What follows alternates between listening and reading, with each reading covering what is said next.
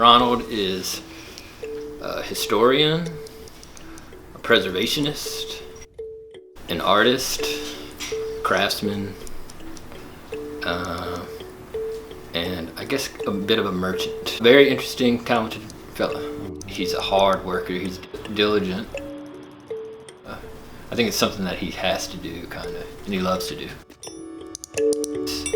The old shop on King Street was there over 20 years, and it was kind of this hidden gem, just full of old stuff, an assortment of old oddities, cool stuff, architectural and otherwise. It was kind of a natural fit for, well, at least for Ronald to take interest in it and come around. And I'm sure that's initially what attracted him to Bob and to the shop. Ronald Ramsey. Describe Ronald Ramsey. Well, it's hard to sum it up in a few sentences. If you ask Ronald who he is or what is his job, he'll even introduce himself as a preservationist. The slow decay and the patina of buildings, and it kind of gets under your skin, and you feel it, and you like it, and you love it, and you love Charleston because it's not perfect.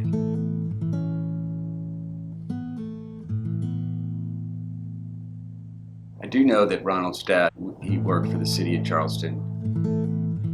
They were in charge of identifying buildings that were substandard, that needed to get torn down.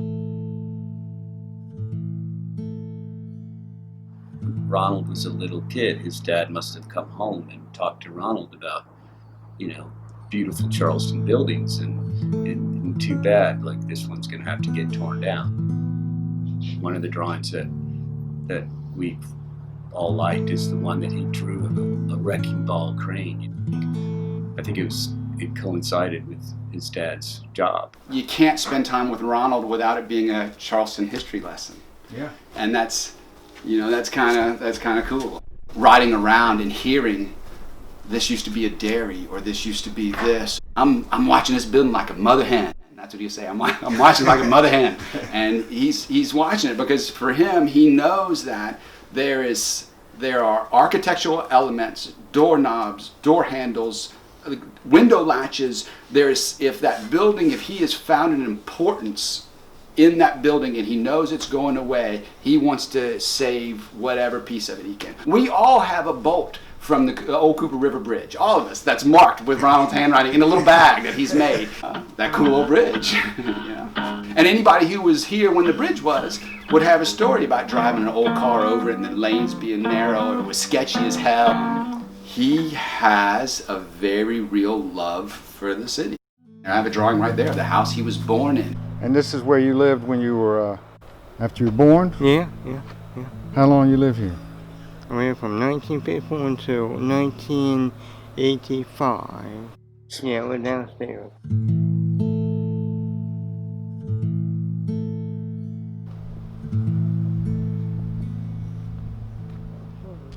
He's been coming for years looking for information about properties in the city. He knows properties in the city very well. His connection at the library, well, we're glad to see Ronald. You know that he's coming with something cool. If you're willing to be patient and to listen to what he says, he's more than likely he's about to teach you a lesson about something that you didn't know about. He comes in, for years he used to look at our old telephone directories. I mean, we're talking ones from like 1931 and that time frame. He looks at old city directories. Like you come in and say 62 Chalmers Street, and we'll check and see if we have a file on it, and you look at it and like that. And I'll give him the file, and that's when he'll tell me, oh, that was such and such business, or such and time, or like that. And I'll say, oh, well, I didn't know that, Ronald. I met him in front of an old house that I was working on, and he was out there staring at the front of it. I sort of thought he looked weird that day too, but I walked down and asked him if I could help him. And he says, "Nah, I just was wondering about this old house and what y'all gonna do to it." I just realized that he liked doorknobs, window hooks, window blocks, anything from a time gone by. His mother was a big thing in his life. They walked all over the city, just like he does now, but them two together forever and ever and ever.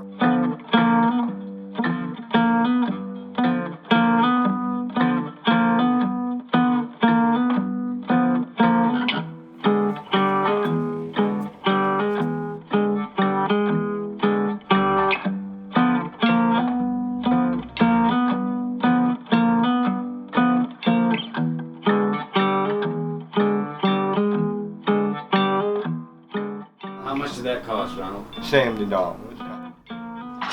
Who's the man playing the guitar, Ronald? Is that your grandfather? That's my dad. That's my father.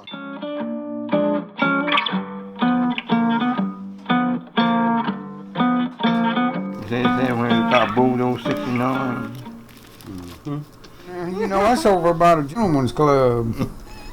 Why they call him a black sheep? He went to that 4-mile murder house. And this is what it is now. Yeah, right next to there's a kangaroo gas station. I mean, they might see the ghosts out there. People getting the gas and the people.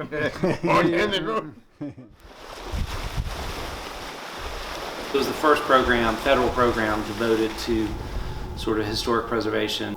They just sort of unleashed a bunch of architects out into the world, and they came to places like Charleston because they were known to be significant repositories of buildings and architecture that had been preserved. And, you know, but they came in, it's very kind of a scientific approach, and doing very highly sort of scientific drawing.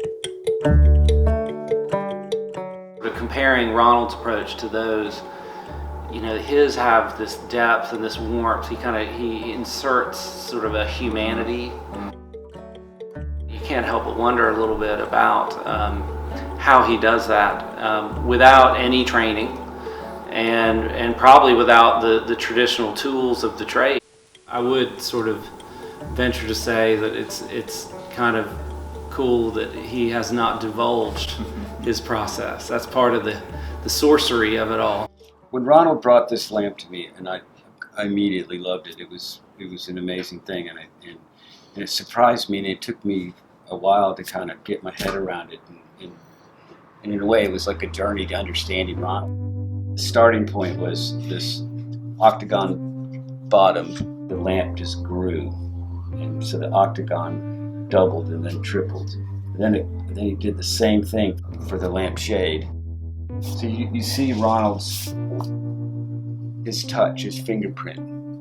At some point it may transcend just an object that's made, functional object that's made, and it becomes something else. It's part of Ronald's soul, you know, it's how he thinks. There's a wonderful building on Upper King, and it's lost a lot of its cornices and a lot of its details, but there was a book that had some old photographs, and Ronald was able to draw the details as they might have looked at one point, and that is really important, especially for folks that are architects and people that want to restore these buildings. Ronald has such a good eye, and his research abilities are so good that he's able to kind of pull this off. Now he sort of looks at everything, commercial buildings, vernacular architecture, freedmen's cottages, you name it. He loves old buildings, and the junkier they are, the worse shape they are, the more Ronald likes them.